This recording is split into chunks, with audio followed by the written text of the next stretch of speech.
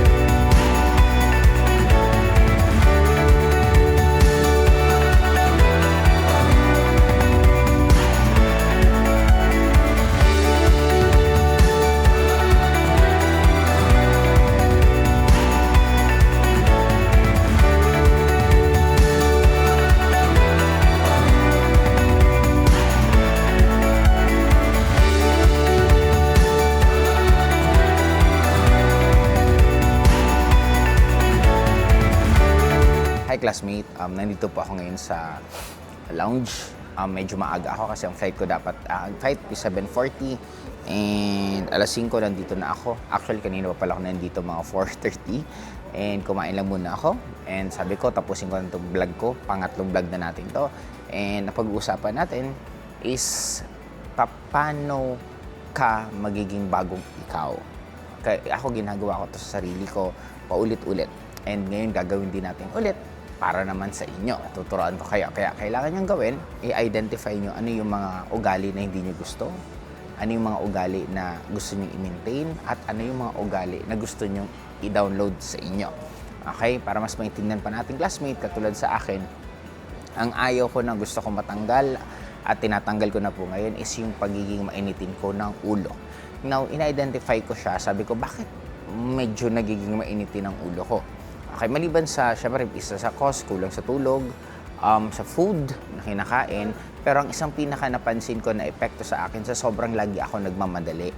Kasi since ang dami kong kausap everyday, gusto ko lahat matapos. And sometimes, ginagawa ko yung pinakamabilis na way para ma-deliver ko yung message at yun yung biglang nagiging, hindi actually bigla, nagiging mainit ang ulo ko para maintindihan agad. Kaya lang, na-realize ko na mas maganda pa rin yung effect kung babagalan ko yung pagbagsak ng message, at the same time, mas maganda, i-clear ko talaga mabuti. Kaya, hindi ko kakayanin ngayon mag-mentor ng in a span of mga 5 to 10 minutes. Pag mentoring talaga, I need to spend more than an hour para lang kausapin ng isang tao. And kaya kailangan ko maging sobrang organized. Kaya, yun ang isang ugali na gusto kong ayusin. Now, hindi ko na i-detalye lahat ng gusto kong ayusin ang ugali sa akin kasi tuturuan ko lang kayo anong formula. Hahaba kasi tayo ng sobra, classmate.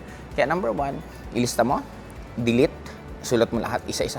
Lahat ng mga ugali na alam mong hindi makakatulong. Kasi ang nagiging problema natin, kung ano yung nakasanayan natin before na ugali natin, minsan akala natin yun na lang talaga yun.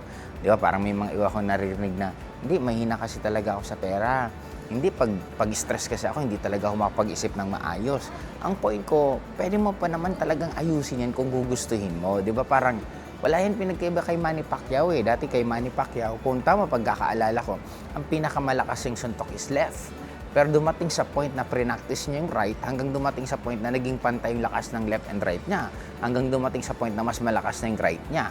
Di ba si Michael Jordan din before na napakagaling niya lagi mag-drive. Sinabihan siya ni Larry Bird na, grabe pang effort mong ginagawa. Ito, tira ko lang, di ba? Nag-shoot lang si Larry Bird, shoot na. And doon din dinidevelop ni Jordan yung perimeter shot niya. Maliban sa magaling siya mag-dunk, magaling siya mag-layup hanggang perimeter. Hanggang dinidevelop niya even yung 3 points niya. Kaya in short, parang ako lagi kong sinasabi, classmate, ang entrepreneurship or ang business, isipin mo na lang na para kang athlete na may mga iba't iba kang skills na i-develop. Okay, basketball lang para makarelate. Di ba may dribble, may rebound, may assist, may 3 points. Di ba? Nade-develop siya eh. Kasi kung i-base mo, classmate, bakit ang basketball palayo na ngayon ang tres? Lalo na yung mga ginagawa ni Stephen Curry na quick release na, tapos ang layo pa. Kasi nga, may pinanggayahan eh. Since may pinanggayahan, sabi nila, nung mga sumunod na generation, what if i-improve pa natin? What i-improve pa natin? Now, ang point ko, classmate, what if ikaw din? What if ang improve mo, hindi generation by generation? What if yearly lang? Kasi di ba sinasabi ko nga, classmate, na marami akong ugali, marami akong skills na hindi ko naman siya ugali or skills before, pero dinidevelop ko lang siya. Kaya sa inyo, number 1, yung delete, tanggalin mo yung mga ugali mo na hindi nakakatulong sa'yo. Grabe ka ba mag-TikTok? Grabe ka ba mag-online na hindi naman nakakatulong sa'yo? Mahilig ka bang makipag-chismis na nagkakaroon ka lang ng mga kaaway? Mahilig ka ba manghiram ng pera na hindi mo binabayaran? Mahilig ka ba magsinungaling? Mahilig ka bang lagi kang late? Mahilig ka ba na ikaw yung tipong tao na pag pinagsasabihin, hindi ka marunong makinig? Then isulat mo yung lahat. Then ilagay mo na, tatanggalin ko na to. Kung magkaroon ka ng decision sa sarili mo, okay, tatanggalin ko na to. That's number 1. Number 2, maintain. Ano yung mga ugali mo na maganda na connected sa goals mo? Ibig sabihin, kung masipag ka naman dati, di good for you. Magaling ka naman dati magsalita, good for you. Nag-online ka pero nagagamit mo na mas lalo kang maging magaling, mas lalo kang mag-aral, good for you. In short, kung ano yung dapat mong i-maintain mo. Walang problema yan. Okay? And lastly, number 3, ito naman yung ida-download mo. Ibig sabihin, ano ba yung skills na wala ka pero kailangan sa goals mo? Just like me before, I'm not good in public speaking. Dinivelop ko ang sarili ko paano maging magaling na public speaker.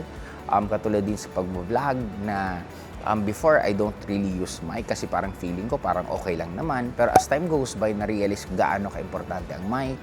And may mga bagay din ako na paano mas matututo. Kasi even ako may mga adjustment din ako pagdating sa SOCMED. Kasi sa labas, pag hindi na po sa networking talaga, mas gusto ko magdamit ng comfortable ako. Ibig sabihin ng comfortable kahit naka-t-shirt lang, kahit naka-short, naka-chinelas. Pag sa airport, wala akong pakialam eh, kasi typical na Chinese eh.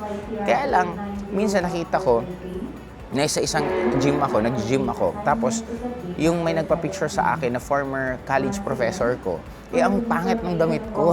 As in, yung may mga, anong tawag niyan, hindi siya kupas-kupas na. Then parang sa na-realize ko, parang sabi ko, pangit naman ito. Pag, syempre, papakita niya rin sa mga friends niya or ipopost niya, tapos makita ganun ang itsura ko.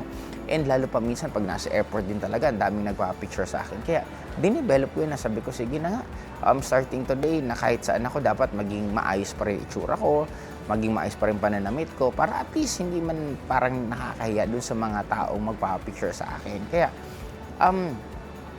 ngayon ang skills na dinivelop ko, binalik ulit yung pagiging organized ng sobra. Binalik ko rin yung ako mismo naglalagay ng schedule sa calendar ko. Kasi nung una yung assistant ko, yung secretary ko, kaya lang minsan nagiging sobra akong confident na parang hindi, okay na yan. Nawala yung pinaka-passion ko kasi na-realize ko na bakit ako narating kung nasaan man ako ngayon is because the passion na meron ako.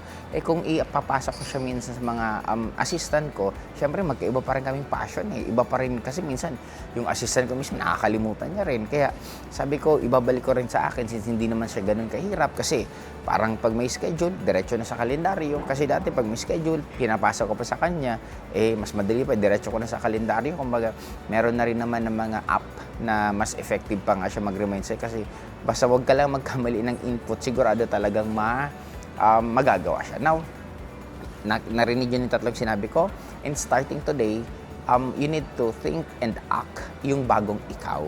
Okay, isipin mo na yung mga ugali na tinanggal mo, tanggal na yon. Yung mga ugaling minintain mo, i-maintain mo. Yung mga ugali na ida-download mo, ikaw na yon.